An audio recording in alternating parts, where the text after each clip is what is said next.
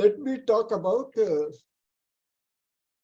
what has fascinated me my whole life, which is the hill range of Western Ghats. There are many other things.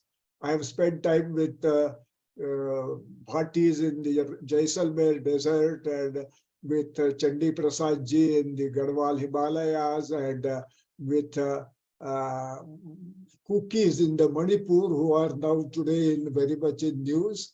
But above all that, it is the Western Ghats that has fascinated me all my life.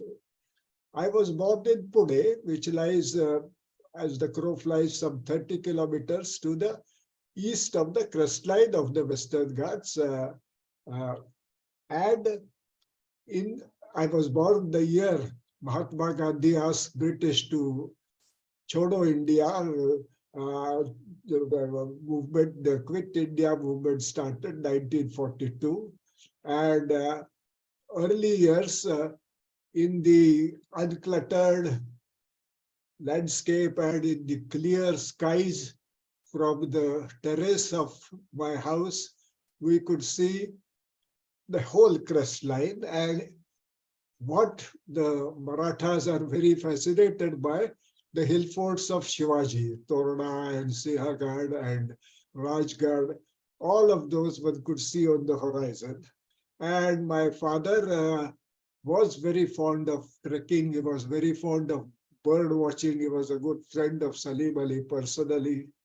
And our house was very close to the one of the spurs that come from the Western Ghats to onto the Deccan Plateau, and Vetar Hills, which are the highest point of Pune, were some 2.5 kilometers from our house. And from a young age, my father took me for walks on the Vetar Hills, and I learned before I could even read to identify babblers and quails and partridges and uh, doves and all sorts of shrikes, all sorts of birds that he familiarized me with.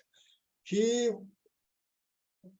liked to take us in the vacation times to various hill forts of Maharashtra. So I was, walking along all the crest line and those hill forts from a very young age.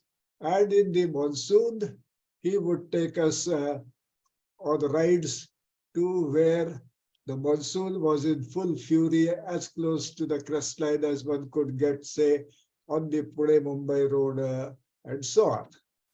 In any way, so it is these Western Ghats, and what is their special feature? Their special feature is that they obstruct the southwestern monsoon winds as they come off the Arabian Sea onto India's west coast. And the winds rise up, so there is cooling down of the water vapor and intense cloud formation. And on the crest line of the Ghats, you have copious rainfall, up to 8,000 millimeters of rainfalls in various places on the crest line of the Western Ghats. So all this water, some of it, of course, flows down to the coastline, but quite a large proportion of it flows through major rivers of peninsular India: Godavari, Krishna, Kaveri. And they are the water tower of peninsular India. Very interestingly, where these rivers originate, traditionally, the region has been protected as large sacred forests. Trambakeshwar for Godavari, Kshetra Mahabaleshwar for Krishna, Talakaveri for Kaveri, and of course the rivers are venerated.